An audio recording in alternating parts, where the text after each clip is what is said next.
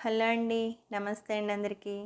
ఇప్పుడు మనం ఎన్ భారతీదేవి గారు రచించిన 'ఇదా ప్రేమ' అనే కథను సెకండ్ పార్ట్ విందామా అండి. ఇందిర వాళ్ళది మధ్యతరగతి కుటుంబం. ఇందిర నాన్నగారు ఒక ప్రైవేట్ కంపెనీలో పనిచేసేవారు. ఆయన చాలా నిజాయితీ గల మనిషి. అక్రమంగా సంపాదించడానికి ఎన్ని అవకాశాలున్నా తనకున్న దానితోనే తృప్తి పడేవారే కానీ ఒక్క పైసా కూడా లంచం పేరుతో సంపాదించేవారు కాదు. సరస్వతి ఆయనకు తగిన భార్య. ఉన్నంతలోనే భర్త, పిల్లలకు ఏ లోటు తెలియకుండా పొదుపుగా సంసారం సాగించేది. ఇందిర నాన్నగారికి ఒక్కనొక్క చెల్లెలు వసుంధరాదేవి. సరస్వతి కాపురానికి వచ్చిన తర్వాత వాళ్ళ అత్తగారికి వసుంధరాదేవి పుట్టింది. కాన్పులో సరస్వతి అత్తగారు మరణించడంతో వసుంధరాదేవికి సరస్వతే తల్లయింది. ఇందిరా నాన్నగారు అనంతరామయ్య గారికి చెల్లెలంటే పంచప్రాణాలు. తన ముగ్గురు పిల్లల్ని చెల్లెల్ని ఒకే రకంగా చూసేవారు. వసుంధరాదేవి, అనంతరామయ్య గారి కొడుకు మోహన్ ఇద్దరు మంచి మార్కులతో క్లాస్లో ఫస్ట్ వచ్చేవారు. ఇద్దరు మెడిసిన్ చదువుతామన్నారు. ఆర్థిక పరిస్థితుల దృష్ట్యా కొడుకును బీఎస్సీలో చేర్పించి చెల్లెల్ని బాధ పెట్టకుండా మెడిసిన్లో చేర్పించారు. ఆయనకు చెల్లెలంటే అంత ప్రేమ. సరస్వతికి అంతే. కొడుకు కూతురు కాలేజీ చదువులు, చెల్లెలు మెడిసిన్ చదవటం, చిన్న కూతురు ఇందిర హై స్కూల్ చదువు, వీటితో సంసారాన్ని ఎంతో పొదుపుగా నడిపినా అప్పులు చేయక తప్పేది కాదు. అయినా తెలివిగా చదువుతున్న పిల్లల భవిష్యత్తును పాడు చేయడం ఇష్టం లేక అప్పులు చేసేవారు. ఆయన రిటైర్ అయినాటికి కూతురు కొడుకు డిగ్రీలు తీసుకున్నారు. ప్రావిడెంట్ ఫండ్తో రిటైర్ అయిన తర్వాత చేతికందిన డబ్బుతో పెద్ద కూతురుకు పెళ్లి చేసి అన్ని లాంఛనాలతో ఘనంగా అత్తగారింటికి పంపించారు. కొడుకు ఉద్యోగం వచ్చింది. కూతురు అత్తారింటికి వెళ్ళినా కొడుకు ఉద్యోగం వచ్చిన అనంతరామయ్య గారు అప్పులు సమస్యలు మాత్రం తీరలేదు. మోహన్ నెల జీతం 600. ఆ డబ్బుతో సగం తీసుకున్న డబ్బుకు వడ్డీ కట్టడానికే చాలేది కాదు.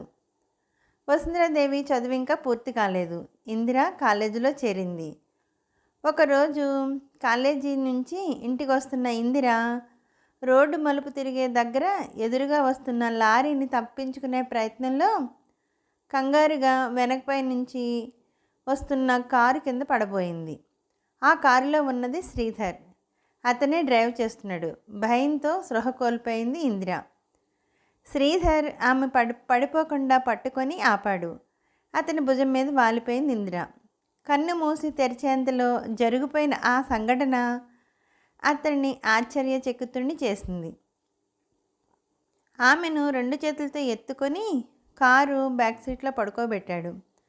కారు జగదాంబ సెంటర్ వైపు వేగంగా దూసుకుపోయింది. ఆమె తల ఒడిలో పెట్టుకొని ఆమె ముఖంలోకి తదేకంగా చూస్తూ కూర్చున్నాడు. ఈసారి డ్రైవింగ్ సీట్లో డ్రైవర్ కూర్చున్నాడు. కారు హాస్పిటల్ ముందాగటం, ఇందిరకు స్పృహ రావటం ఒకేసారి జరిగింది. దెబ్బలేం తగలకపోవటం వలన డాక్టర్ దగ్గరికి వెళ్ళనంది ఇందిర. ఆమె మాటలు వినిపించుకోకుండా బలవంతంగా ఆమెను డాక్టర్ దగ్గరకు తీసుకెళ్ళాడు శ్రీధర్. డాక్టర్ పరీక్ష చేసి భయంతో స్పృహ తప్పి ఉంటుంది, దెబ్బలేం తగలలేదని చెప్పింది. ఇద్దరు హాస్పిటల్ నుంచి బయటకు వచ్చారు. నేను మా ఇంటికి వెళ్తాను అంది ఇందిర భయంగా. టీ తాగెళ్దురు గాని కాస్త రిలాక్స్ అవుతారు. అతని స్వరంలో అభ్యర్థన కాదనలేకపోయింది ఇందిర. అలా అతనితో పరిచయం అయింది ఇందిరకు. అమ్మగారు, డెలివరీ కేసు వచ్చింది అంటూ నర్సు రావడంతో గత ఆలోచనలోకి వెళ్ళిపోయిన ఇందిర బ్రేక్ వేసి వేగంగా కిందికి వెళ్ళింది. విజయ, నిద్రపోతున్నావా? మృదువుగా అడిగాడు శ్రీధర్. నిద్రపోతున్నట్లుగా మూలిగింది విజయ. ఆమె నిద్రపోవటం లేదని అతనికి తెలిసే అడిగాడు. ఆమె దగ్గరగా జరిగి భుజాల చుట్టూ చేతులేసి ఆమె ముఖాన్ని తన అభిముఖంగా తిప్పుకోబోయాడు. ప్లీజ్, నా మనసు బాగోలేదంది విజయ. పొంగుతున్న పాల మీద నీళ్లు చిలకరించినట్టుగా అతనిలో చెలరేగిన ఆవేశం చల్లారిపోయింది. అప్రయత్నంగా అతని చేతులు ఆమెను వదిలాయి. పక్క మీద నుంచి లేచి బాల్కనీలోకి వచ్చాడు. సిగరెట్ ముట్టించాడు. బాధో కోపమో తెలియని స్థితిలో అతని మనసు మండిపోతుంది. విజయ ఎంతకాలానికి మళ్ళీ మామూలు మనిషి అవుతుందో అర్థం కావటం లేదు. విజయ్ నాన్నగారు సడన్గా పోయారు. ఆ బాధతో విజయ మంచం ఎక్కింది. ఆమె కోలుకోవటానికి దాదాపు 4 నెలలు పట్టింది. వాళ్ళ నాన్నగారు పోయినప్పుడు వాళ్ళ ఊరు వెళ్ళి వచ్చింది. అప్పటి నుంచి ఇదే తీరు. ఎప్పుడు దిగులుగా ఏదో పోగొట్టుకున్నట్టుగా శూన్యంలోకి చూస్తూ కూర్చుంటుంది. ఏ రోజు దగ్గరకు తీసుకోబోయినా నా మనసు బాగోలేదంటుంది. వాళ్ళ నాన్నగారు పోయిన తర్వాత తనకు తానుగా ఒక్కరోజు కూడా భర్తకు చేరువగా రాలేదు. అతడు దగ్గరకు తీసుకోబోతే మనసు బాగోలేదంటుంది. వాళ్ళ నాన్నగారు పోయిన బాధ నుంచి తేరుకోలేదని శ్రీధర్ కూడా ఆమెకి ఇష్టం లేకుండా ఆమె దగ్గరకు తీసుకోవటం లేదు. ఈ మధ్య ఆరోగ్యం దెబ్బతినటం మామూలుగా విజయ దరిదాపులకు కూడా రావటం లేదు. వాళ్ళ నాన్నగారు పోయి 6 నెలలైనా విజయ్ మామూలు మనిషి కాలేదు. అంతకుముందు ఒక్కరోజు కూడా భర్తకు దూరంగా ఉండేది కాదు. ఇప్పుడు ఒంటరిగా పడుకుంటుంది. మాట్లాడిస్తే మనసు బాగోలేదంటుంది. ఇందిర పేపర్ చూస్తూ కన్సల్టింగ్ రూమ్లో కూర్చుంది. నమస్తే డాక్టర్ అన్న మాటకు పేపర్లోంచి తలెత్తి చూసింది ఇందిర.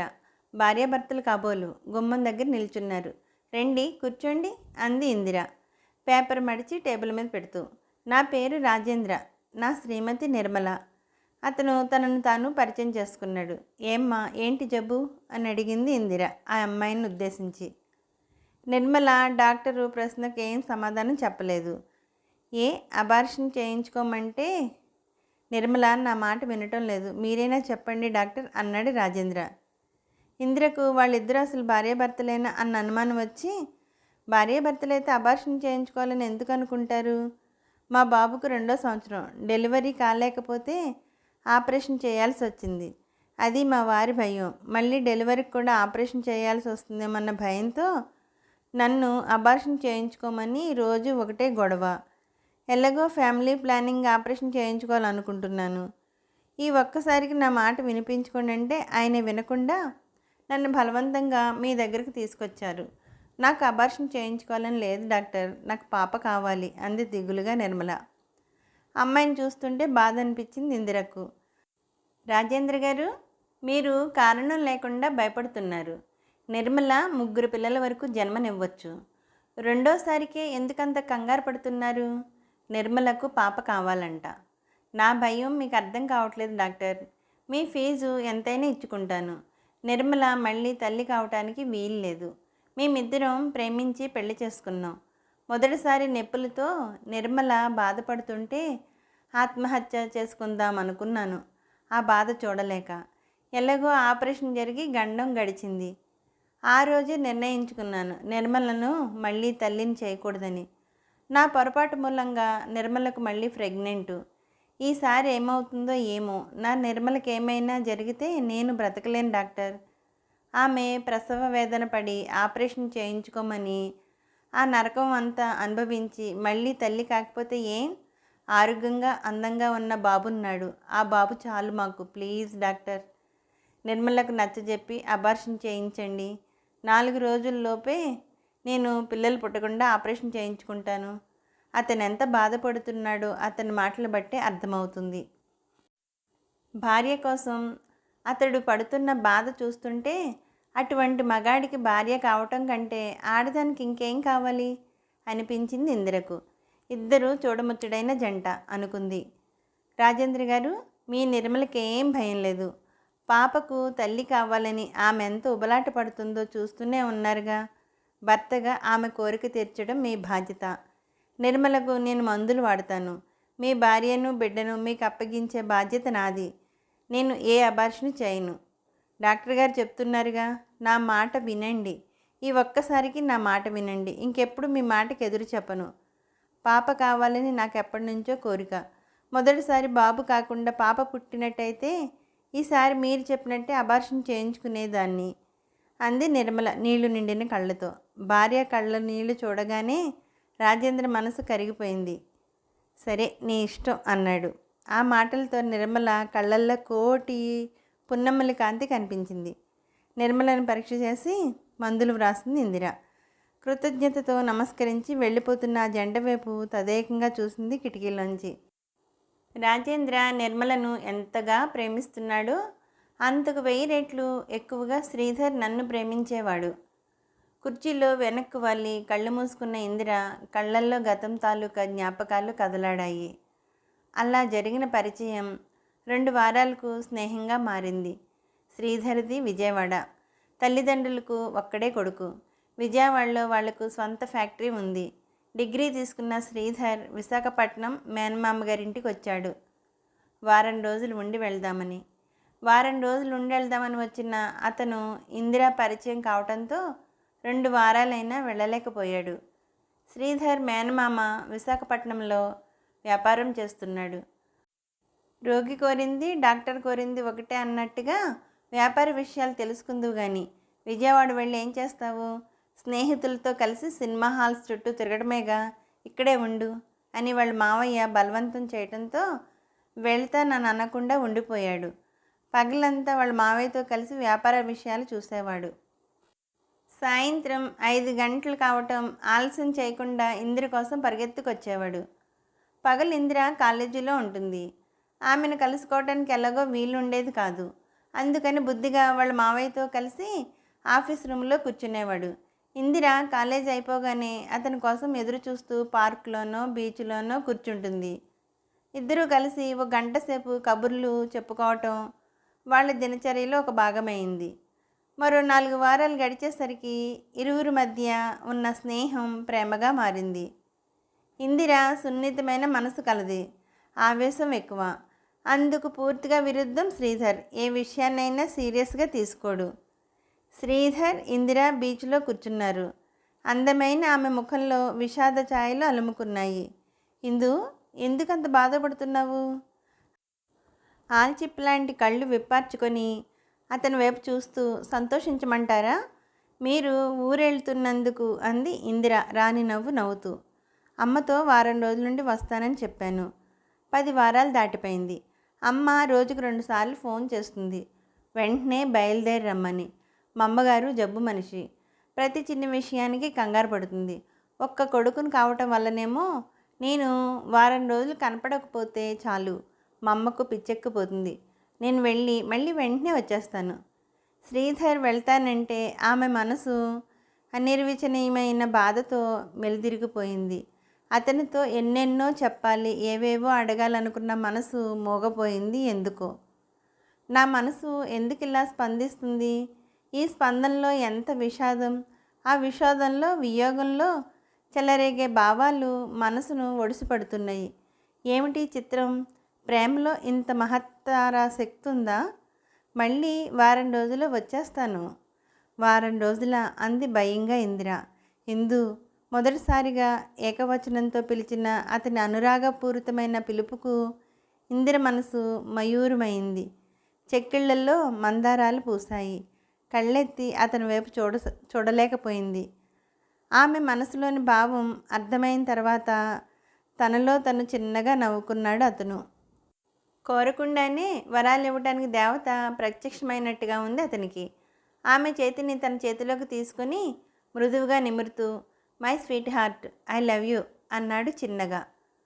అతని చేతిని తన చెక్కిలి కాంచుకుంది ఇందిర. నేను నీకోసమే ఇక్కడికి వచ్చానేమో, అవునా? ఆమె చుపికాన్ని చూపుడు వేలితో పైకెత్తి ఆమె కళ్ళల్లో కళ్ళపెట్టి చూస్తూ అడిగాడు. నా ప్రేమ కుసుమాన్ని స్వీకరించారు కదూ? ఇదే ప్రశ్న నిన్ను అడగాలనుకుంటున్నాను క్రీగంట ఆమెను చూస్తూ అన్నాడు. సాయంత్రానికల్లా మీరు కనిపించకపోతే మనసు వెలితిగా ఉంటుంది. ప్రేమ జబ్బుకున్న మొదటి లక్షణం అదే అన్నాడు నవ్వుతూ. అతని నవ్వుల్లో చిలిపితనం తొంగి చూస్తుంది. రెండో లక్షణం ఏమిటో అంది ఇందిర నవ్వుతూ. ఇష్టమైన ప్రేమించే వ్యక్తి సాంగత్యం కోసం తప్పించడం. మూడో లక్షణం పెళ్లితో ప్రేమకు ఫుల్ స్టాప్ పెట్టడం. విజయవాడ ఎప్పుడు వెళ్తారు? రేపు ఉదయం బయలుదేరుతాను. మళ్ళీ ఎప్పుడొస్తున్నారు? ఆమె ఊహించిన విధంగా 2 చేతులతో ఆమె ముఖాన్ని పట్టి దగ్గరకు తీసుకొని ఆమె చెక్కిలి కందిపోయేలా ముద్దు పెట్టుకున్నాడు. నేనొచ్చే వరకు గుర్తుగా ఉంచుకుంటావని ఇచ్చాను. అలా కోపంగా చూడకు, మత్తుగా ఆమె వైపు చూస్తూ అన్నాడు.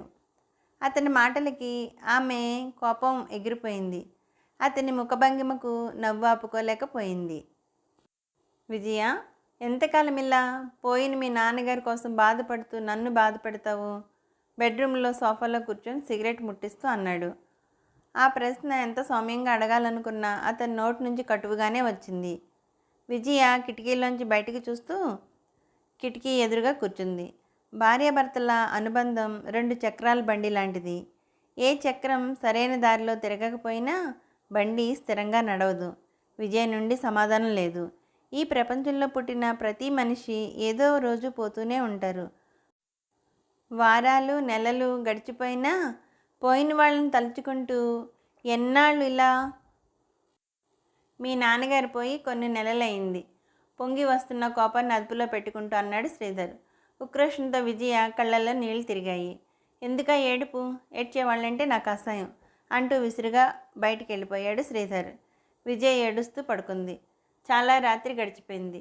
మంచి నిద్రలో ఉంది విజయ. శ్రీధర్ బెడ్రూమ్లోకి వచ్చి తలుపు మూశాడు. తలుపు మూస్తున్నప్పుడు మెలకు వచ్చింది విజయకు. అయినా కళ్ళు తెరవకుండా పడుకుంది.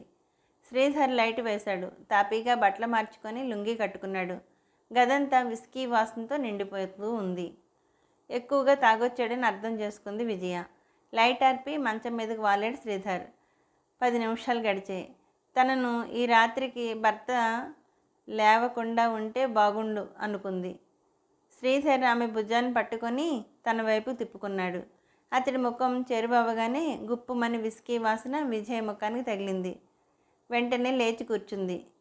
నీలరంగు బెడ్లైట్ కాంతిలో లీలమాత్రంగా అతని ముఖం గోచరిస్తుంది. ఏమండి, మళ్ళీ తాగారా? అవును, తాగాను. తాగనని నాకు మాట ఇచ్చారు, మర్చిపోయారా? మాట తప్పాను, కానీ అది నా తప్పు కాదు.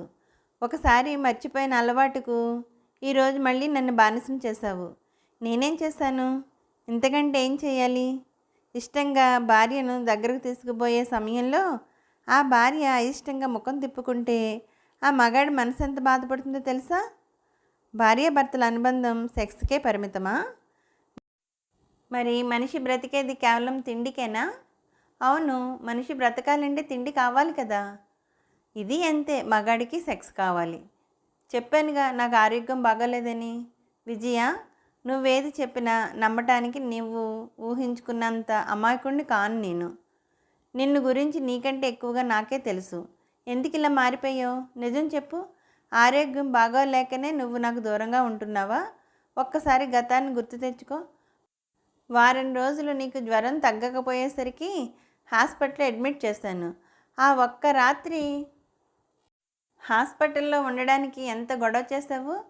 రాత్రి 12 గంటల సమయంలో ఎవ్వరికీ చెప్పకుండా హాస్పిటల్ నుంచి ఆటోలో ఇంటికి వచ్చి నా గుండెల మీద తల పెట్టుకొని పడుకొని నిద్రపోయావు. హాస్పిటల్లో అడ్మిట్ చేస్తారేమో అన్న భయంతో నీ జ్వరం తగ్గిపోయింది. అప్పుడు డాక్టర్ కూడా మన ఇంటికి వచ్చి నన్ను అభినందించింది. జ్వరం వచ్చినా నా పక్కన తప్ప పడుకోలేని నువ్వు అనారోగ్యంతో నాకు దూరంగా ఉంటున్నావని చెప్తే నమ్మమంటావా? విజి, ఒక్కసారిగా నీలో ఇటువంటి మార్పు ఎందుకు వచ్చింది? నేను నీ మనసుకు బాధ కలిగించే విధంగా ప్రవర్తించానా? నీకు ఇష్టం లేని పని చేశానా? ఏదో ఒక కారణం ఉండాలిగా, చెప్పు విజి. అతని గొంతులో బాధ స్పష్టంగా కనిపిస్తుంది. విజయ్ నుంచి అతనికి మౌనమే సమాధానమైంది. విజయ్ భుజాన్ని పట్టుకొని కుదుపుతూ, నా మనసు చిత్రవద చేయకు అన్నాడు. అతని చేతి కింద ఆమె భుజం నలిగిపోతుంది. భర్త కళ్ళల్లోకి చూడలేక ముఖం తిప్పుకొని గోడవైపుకు జరిగింది పడుకుంది విజయ. విజయ్ ఎందుకిలా మారిపోయింది అన్న ఒకే ఒక ప్రశ్న అతని మనసులో రంపపు కోత పెడుతుంది. విజయ్ను మొదటిసారిగా పెళ్లి చూపుల్లో చూడగానే ఆమె ముఖంలో కనిపించే అందం కంటే ఆమె కళ్ళల్లో కనిపిస్తున్న నిర్మలత్వం, అమాయకత్వం నన్ను ఎక్కువగా ఆకర్షించాయి. వెంటనే అంగీకరించాను. ఇరుపక్షాల వారి అంగీకారంతో విజయ్ నా భార్యగా నా జీవితంలో అడుగుపెట్టింది. ఆమె సమక్షంలో రోజులు క్షణాలుగా గడిచిపోయేవి. ఒకరోజు నేను ఫ్యాక్టరీ నుంచి వచ్చేసరికి ఎంతోసేపటి నుంచి ఏడుస్తున్నట్టుగా విజయ్ కళ్ళు ఎర్రగా ఉబ్బి ఉన్నాయి. విజయ్ నన్ను చూడగానే మనసులో చెయ్యి పెట్టి కలిగినట్టు అనిపించింది. విజయ్, ఎందుకు అలా ఉన్నావు? విజయ్ సమాధానం చెప్పకుండా భర్త గుండెలకు అంటుకుపోయి వెక్కి వెక్కి ఏడ్చింది. విజయ్, ఎవరైనా ఏమైనా అన్నారా? ఎవరు ఏమీ అనలేదు అన్నట్టుగా తల అడ్డంగా తిప్పింది. మరెందుకు అలా ఉన్నావు? విజయ్ ఏడుపు మరింత అధికమైంది. కారణం చెప్పు విజయ్, ఎందుకు ఏడుస్తున్నావు? మీ పుట్టింటికి వెళ్ళాలనిపిస్తుందా? నన్ను తీసుకురమ్మని మా నాన్నగారు మా తమ్ముడిని పంపించారు అంది విజయ వెక్కిళ్ళ మధ్య. నువ్వు ఇక్కడికొచ్చి నెల దాటిపోయింది కదా, బెంగగా ఉండి ఉంటుంది. వెళ్ళి 4 రోజులుండి వస్తావా? విజయ రోషంగా తలెత్తి చూసింది శ్రీధర్ కేసి. శ్రీధర్కేమీ అర్థం కాలేదు. నేను వెళ్ళను అంది విజయ. ఎవరైనా పుట్టింటికి వెళ్ళాలని ఉబలాట పడతారు. నువ్వు వెళ్ళమన్నా వెళ్ళనంటున్నావు అన్నాడు శ్రీధర్ హాస్యంగా నవ్వుతూ. వెళ్ళకపోతే మా నాన్నగారు ఏమనుకుంటారో. వెళ్ళాలంటే ఏమండి, మిమ్మల్ని చూడకుండా నేను ఒక్కరోజు కూడా ఉండలేనండి. నేను వెళ్ళను. మీరు పక్కన లేకపోతే నాకు నిద్ర పట్టదు అంది విజయ తల్లి వడి కోసం మారం చేసే పాపాయిలాగా. శ్రీధర్ గుండె నిండా కొండంత ఆనందం నిండిపోయింది. బంగారం రంగులో మెరుస్తున్న ఆమె మెడవంపులో ముఖం దాచుకున్నాడు. ఆమె యవ్వన సంపద అతని ముఖానికి పువ్వుల సముదాయంలో మృదువుగా తాకింది. ప్రేమ వెల్లువలోంచి కోరిక పొంగుకు రాగా అనురాగ వర్షంలో ఆమె నిలువెల్ల ముంచెత్తాలన్న ఆవేశంతో ఆమెను తన కౌగిల్లో బంధించి ఊపిరి సలపనంతగా ఉక్కిరిబిక్కిరి చేశాడు. వెళ్ళి వెంటనే వచ్చేయమని ఎంత నచ్చ చెప్పినా శ్రీధర్ విజయ పుట్టింటికి వెళ్ళటానికి ఒప్పుకోలేదు. బావమరిదికి విజయ్కు ఆరోగ్యం బాగాలేదు, తర్వాత పంపిస్తానని చెప్పి పంపించేశాడు. ఒక్కరోజు నేను కనిపించకపోతే తప్పించిపోయే విజయ నా కౌగిలికి దూరంగా ఉందంటే అందుకేదో బలమైన కారణం ఉండాలి. ఏమిటా కారణం? ఆలోచనలతో తల బ్రద్దలైపోతుంది. విస్కీ నిషాలో కనురెప్పలు బరువుగా మూతలు పడుతుంటే మత్తుగా కళ్ళు మూసుకొని పడుకున్నాడు శ్రీధర్. శ్రీధర్ చెల్లెలు సబిత బిఏ 2వ సంవత్సరం చదువుతుంది. ఆ రోజు కాలేజీ వార్షికోత్సవం. ముఖ్య అతిథిగా ఆ కాలేజీ కట్టించిన రామ్మోహన్ రావు గారు వచ్చారు. మీటింగ్ ముగిసింది. సబిత ఒక నృత్య నాటికలో పాల్గొంటుంది. కృష్ణుని కోసం యమునా తీరాన్ని ఎదురుచూస్తున్న రాధ అలంకరణలో ముస్తాబు పూర్తి చేసుకొని స్టేజీ మీదకు అడుగులు వేస్తూ వెళ్ళేసరికి ప్రేక్షకుల కళ్ళల్లో కోటి మెరుపులు మెరిశాయి. ఆనాటి రాధ విరహంతో స్టేజీ మీదకు వచ్చిన కృష్ణుని కోసం పరితపిస్తుందా అన్న భ్రాంతిని కలిగిస్తూ రాధ పాత్రలో లీనమై నాట్యం చేస్తుంది సబిత. స్టేజీకి ఎదురుగా నిల్చుని సబితనే దీక్షగా చూస్తున్న ప్రశాంత్ సబిత ప్రదర్శిస్తున్న ఆహ్వాభావాలు అతని మనసులో చిత్రమైన స్పందనల్ని కలిగిస్తున్నాయి. ఆమె నాట్యం ముగిసింది. చప్పట్లు మారుమ్రోగాయి. ప్రశాంత్ అప్పటికి కానీ స్టేజీ మీద నుంచి చూపులు మర్చలేదు. అతని గుండెల్లో ఆమె లయబద్ధకమైన అడుగుల చప్పుడు ఇంకా వినిపిస్తూనే ఉంది. ఆమె అందమైన రూపం ఇంకా అతని కళ్ళ ముందు కదలాడుతూనే ఉంది. సబిత నాట్యం ముగించి స్టేజీ దిగి పక్కకు రాగానే ఆమె స్నేహితురాళ్ళంతా ఊకమ్మడిగా చుట్టుముట్టి అభినందనలో ముంచెత్తేశారు. వాళ్ళ మధ్యనున్న సబిత దగ్గరికి వెళ్ళి ఆమె అభినందించడానికి ప్రశాంత్కి వీలు కాలేదు. ప్రశాంత్తో పాటు థియేటర్లో కూర్చుంది సబిత. స్లైడ్స్ వేశారు. న్యూస్ రీల్ మొదలవుతుంది. సబితతో ఏవో కబుర్లు ఊసులు చెప్పుకోవాలని అతనికి ఉంది. నలుగురి మధ్య కాకుండా ఆమెతో ఏకందంగా గడపాలని. అందుకే సినిమా ప్రపోజ్ చేశాడు. అభ్యంతరం చెప్పలేదు సబిత. సినిమా చుట్టల్లో పూర్తిగా లీనమైపోయింది సబిత. ప్రశాంత్ దృష్టి స్క్రీన్ మీద లేదు, సబిత మీద ఉంది. సబిత, ప్రశాంత్ మాటల్లో ఏదో కొత్తదనం కనిపించింది. ఏంటి అంది సబిత ప్రశాంత్ వైపు తిరిగి చిరునవ్వుతో. నువ్వంటే నాకు ఇష్టం అన్నాడు. తెర మీద డ్యూయట్ మొదలైంది. ఇంకేదో చెప్పాలని చెప్పలేక సతమతవుతున్న అతని ధోరణి చూస్తూ అప్రయత్నంగా నవ్వింది సబిత. సినిమా పూర్తయింది. ఇరువురు థియేటర్లోంచి బయటకు వచ్చారు. ఆటోలో వెళ్తాను అంది సబిత. ఆమెతో ఇంకా కొద్దిసేపు గడపాలనుంది అతనికి. అప్పుడేనా అన్నాడు. ఇప్పుడు టైం 9 దాటింది అంది సబిత నవ్వుతూ. సబిత, నిన్నో విషయం అడగాలనుకుంటున్నాను. సంశయం ఎందుకు? ఆశ్చర్యంగా తెలెత్తి చూసింది. సబిత భుజాల చుట్టూ చెయ్యేసి ఆమె ముఖాన్ని తన వైపుకు తిప్పుకున్నాడు. కోపంగా చూసింది. ఆమె మీదున్న తన చేతిని వెనక్కి తీసుకున్నాడు. ఇలాంటివన్నీ పెళ్లి కాకముందు నాకు ఇష్టం ఉండదని మీకు ఎన్నిసార్లు చెప్పాను? ఆమె స్వరంలో వినయం, సౌజన్యం. ఏ జన్మలో అనుబంధమో నాకు తెలీదు. నువ్వంటే నాకు ఎంత ఇష్టమో మాటలతో చెప్పలేను. నీతో ఏకాంతం గడపాలని, మనసారా మాట్లాడాలని తప్పించిపోతున్నాను. ఎప్పటికప్పుడు నా మనసు అర్థం చేసుకుంటావు అనుకుంటాను. ఒక్కోసారి నా మనసుకు ఎంతో దగ్గరైనట్టుగా కనిపిస్తావు. అంతలోనే నీకు నాకు ఎన్నో యోజనాల దూరం అన్నట్టు ప్రవర్తిస్తావు. సబిత, ఐ లవ్ యూ భావోద్వేగంతో అన్నాడు. చూడండి, మనిద్దరి మధ్య పరిచయం ఏర్పడి ఇంకా 6 నెలలు కూడా కాలేదు. నాలో ఏం చూసి నన్ను ప్రేమించానని చెప్తున్నారు? ప్రేమ అనేది ఒక మంచు పొరలాంటిది. సూర్యుని వేడికి మంచు కరిగినట్టుగా సంసారంలో ఏర్పడే కలతలకు ఆ ప్రేమ అనే పొర విడిపోతుంది. ఆవేశం పొంగు చల్లారిన తర్వాత ప్రేమ మత్తు దిగిపోయాక ఒకరంటే ఒకరికి అసహాయం కలుగుతుంది.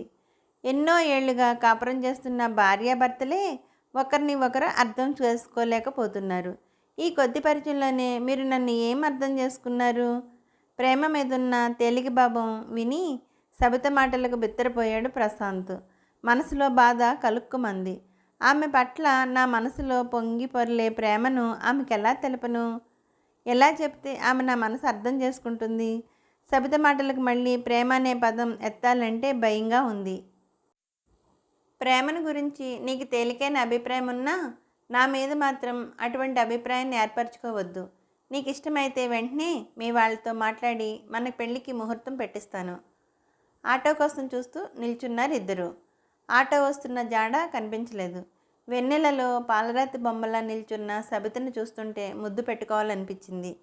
అనుకోవటమే తడువుగా ఆ పని చేసేశాడు ప్రశాంత్. సబిత రోషంగా అతన్ని చూస్తూ మగబుద్ధి పోనిచ్చుకున్నారు కాదు, పదే పదే వెంటబడి ప్రాధాయపడుతున్నారు కదా అని సినిమాకి రావడానికి ఒప్పుకున్నాను. ఇలాంటి పిచ్చి పనులు చేస్తారనుకుంటే మీ వెంట వచ్చేదాన్ని కాదు. ఆడది అందేదాకా మగాడు ఎన్ని పాటలైనా పడతాడు, ఎన్ని ప్రేమ కథలైనా చెప్తాడు. ఆ తర్వాత ప్రేమించిన మగాడి ఆకర్షణ నుంచి తప్పించుకోలేక అతని చుట్టూ తిరుగుతూ మగాడి స్వార్థానికి జీవితం ఆహుతి అయిపోతుంది. అరిటాకు ముళ్ళు సామెత నేనెప్పుడు మర్చిపోను. మీతో కలిసి సినిమాకి వచ్చినంత మాత్రాన మీరు కోరుకోగానే చేతుల్లో వాలిపోయేంత నిగ్రహం లేని దాన్ని అనుకున్నారా? అంది. అంతలోనే ఖాళీ ఆటో రావటం, సబిత అందులో ఎక్కటం, ఆటో ముందుకు పరిగెత్తటం ప్రశాంత్ ఆ షాక్ నుంచి తేరుకోకముందే జరిగింది. సబిత మాటలకి శిలాప్రతిమలా నిల్చుండిపోయాడు ప్రశాంత్. అతని కన్నుల కదలికను మర్చిపోయినట్టుగా నిశ్చలంగా నిలిచిపోయాయి. అతని హృదయం బరువుగా బాధగా నిట్టూర్చింది. మనసంతా శూన్యంగా అనిపించింది. ఆటో వెళ్ళిన దిక్కే తదేకంగా చూస్తూ ఉండిపోయాడు. వారం రోజులు గడిచాయి. ప్రశాంత్కి సబిత కనిపించకపోవడంతో పిచ్చెత్తినట్లుగా ఉంది. విచిత్రమైన పరిస్థితిలో సబితతో పరిచయం అయింది అతనికి. బ్రహ్మదేవుడు కళాత్మకంగా మలిచిన అందమైన ప్రతిమ సబిత. ఆమె ప్రతి కదలికలో అందం ఉట్టిపడుతుంది. ఆమె అందం మనసు వెర్రెక్కిచ్చేంత అందం కాదు, మనసును లాలించే సున్నితమైన సౌందర్యం ఆమెది. రోడ్లన్నీ తిరిగి తిరిగి అలసిపోయి నది ఒడ్డున కూర్చున్నాడు ప్రశాంత్. సబిత తలపులు ప్రశాంత్ మనసులో పూలవనంలో విహరింపజేస్తున్నాయి. అతని మనసు వాయుగుండం ఏర్పడిన బంగాళాఖాతంలా ఉంది. చుట్టూ కలయి చూస్తున్న ప్రశాంత్ హఠాత్తుగా ఉలిక్కిపడ్డాడు. తనకి కొద్ది దూరంలో స్నానఘట్టం మెట్ల మీద మోకాల మీద చేతినాంచుకొని నీటివైపు ఆసక్తిగా చూస్తున్న ఆమె సబితలా అనిపించింది. అడుగుల చప్పుడు వినిపించడంతో ఏకాంతానికి భంగం కలిగినట్టుగా తల తిప్పి చూసిందామె. ఎదురుగా ప్రశాంత్ నుంచున్నాడు. మీరు ఇక్కడకు అర్ధోక్తిగా ఆగిపోయింది సబిత సంబరంగా అతన్ని చూస్తూ. నువ్వు కనిపించకపోయేసరికి మతిపోయినట్టుగా ఉంది. నీ దర్శన భాగ్యం కోసం తిరిగి తిరిగి అలసిపోయి ఇక్కడికి చేరుకున్నాను. మా వదిన మా ఫ్రెండ్స్తో కలిసి కనకదుర్గ కొండకు వచ్చాను. వాళ్ళు పూజ అయిన తర్వాత వెళ్ళారు. వెన్నెలంటే నాకు చాలా ఇష్టం. ఇక్కడ ప్రశాంతంగా ఉంటుందని ఇక్కడికి వచ్చి కూర్చున్నాను అంది సబిత. ఒంటరిగా కూర్చొని వెన్నెలల ఊహల మేడలు కడుతున్నావా? అలాంటిదేం లేదు. నీ ఏకాంతానికి భంగం కలిగించాను. అనుకోకుండా మనం ఇలా కలుసుకోవటం చాలా చిత్రంగా ఉంది కదా? చాలా ఆశ్చర్యంగా ప్రశ్నించింది సబిత. అవును, వెన్నెలన్నా ప్రకృతి అందాలను ఆస్వాదించడం అన్నా నీకు చాలా ఇష్టం అనుకుంటాను. కడలిలో కలవాలన్న ఆరాటంలో ఆతృతతో ముందుకు సాగిపోతున్న నదీ జలాలను చూస్తుంటే మనసు అనిర్వచనీయమైన ఆనందం కలుగుతుంది. సృష్టి ప్రసాదించిన ఇటువంటి అద్భుతాలు ఎన్నో ప్రపంచంలో. నేను కనుక చిత్రకారుణ్ణైతే ప్రకృతిని ఎనలైజ్ చేస్తూ వాటిని అనేక కోణాల్లో అనేక రకాలుగా కన్వాస్ మీద బంధించేదాన్ని. నా ప్రకృతి ఆరాధన అభిమానం బహిర్గతమయ్యేలాగా ఎన్నో చిత్రాలు చిత్రించేదాన్ని. సబిత మనసు ఎంత సున్నితం, ఆమె మాటలు మనసు ఎంతో సున్నితం. ప్రేమ పేరు చెబితే మాత్రం కటువుగా మారిపోతుంది. మనసు లేని మరబొమ్మకు నా ప్రేమను అంకితం చేయాలనుకుంటున్నానా అనుకున్నాడు ఒక్క నిమిషం ప్రశాంత్. సబిత, నా మీద కోపం పోయిందా? పోలేదు అంది వస్తున్న నవ్వును పళ్ళ మధ్య బిగబట్టి. నీ కోపం పోవటానికి నన్నేం చేయమంటావో చెప్పు. నేను చెప్పినట్టు చేస్తారా? వారుకంట అతను చూస్తూ అంది సబిత. నీకోసం ఏం చేయమన్నా చేస్తాను. నీకోసం ప్రాణాలైనా ఇస్తాను. ఏం సినిమా డైలాగులు ఇవి? సబిత మాటల్లోని వ్యంగ్యంగానికి అతని మనసులో ముళ్ళు గుచ్చుకున్నంత బాధ అనిపించింది. ఏం చేయాలో చెప్పు. ముద్దులకు కౌగిలింతలకు మీరు దూరంగా ఉండాలి. బాగా ఆకలి మీద ఉన్న వ్యక్తి పంచభక్ష పరమాన్నాలతో నిండి ఉన్న విస్తరి ముందు కూర్చున్న తర్వాత అతని ముందున్న విస్తరిని లాగేస్తే ఎంత బాధపడతాడో అంత బాధ అనిపించింది ప్రశాంత్కు. మాట్లాడరేం అంది సబిత. అలాగే అన్నాడు బాధగా. అతని దిగులు ముఖం చూసిన తర్వాత చాలా బాధ అనిపించింది సబితకు. తన ప్రేమభిక్షను కోరుతున్న మనిషికి ప్రతిఫలంగా నేను ఇస్తున్న శిక్ష ఇది. ఐ ఆమ్ వెరీ సారీ అంది. ఎందుకు? నిర్లిప్తతో నిండిన చిరునవ్వు ఒక్క నిమిషం అతని పెదల మీద కదలాడి అంతలోనే మాయమైంది. పెళ్ళి కాకముందు దగ్గరగా, పెళ్ళైన తర్వాత దూరంగా ఉండకూడదు. మనం శారీరకంగా దూరంగా ఉండడమే మంచిది. ఈ దూరమే రేపు మనల్ని మరింత దగ్గర చేస్తుంది. అతను అలా మాట్లాడుతుంటే ఆశ్చర్యంతో కళ్ళు విప్పార్చుకొని చూసింది అతని వైపు. ఆమె చూపుకు ఇబ్బందిగా ఫీల్ అయ్యాడు ప్రశాంత్. మీరంటే నాకు చాలా ఇష్టం. పెళ్ళైన తర్వాత భర్తకు ఇష్టంగా, ప్రియంగా నా సర్వస్వాన్ని సగర్వంగా సమర్పించుకోవాలని ఉంది. నావన్నీ మీకు పిచ్చి ఊహాగానాలుగా కనిపించవచ్చు. తొలిరేయి అనుభూతుల్ని తొలి రాత్రే పంచుకోవటం ఎంత మధురంగా ఉంటుంది. ఆ క్షణం కోసమే ఎదురు చూడటం ఇంకా హాయిగా ఉంటుంది. మధుర ఊహలతో తేలిపోతూ మంద్రస్వరాన అంది. ఈసారి ఆశ్చర్యపోవటం అతని వంతైంది. కల్మషం లేని అమృతం లాంటి మంచి మనసు, శీలం పట్ల గౌరవం, శీలానికున్న విలువ, సాంప్రదాయాల పట్ల మక్కువ, ఉత్తమ అభిరుచి గల సబిత మనసులో తనకు చోటు దొరకటం అదృష్టం అనుకున్నాడు నిండు మనసుతో ప్రశాంత్. హలో, విన్నారు కదా అండి? ఎన్ భారతీదేవి గారు రచించిన ఇదా ప్రేమ. మనం సెకండ్ పార్ట్ విన్నాము. రేపు థర్డ్ పార్ట్ విందాము. సరేనా అండి? ఈ కథ మీకు నచ్చినట్లయితే లైక్ చేయండి, షేర్ చేయండి, సబ్స్క్రైబ్ చేయండి. అలాగే నా ఛానల్ ఎప్పుడు చూస్తూ ఆదరిస్తూ ఉంటారని కోరుకుంటూ, నా ఛానల్ చూస్తున్న ప్రతి ఒక్కరికి, నా సబ్స్క్రైబర్స్ అందరికీ పేరు పేరున థ్యాంక్ యూ వెరీ మచ్ అండి. మళ్ళీ రేపు కథలో కలుద్దాం. నమస్తే అండి.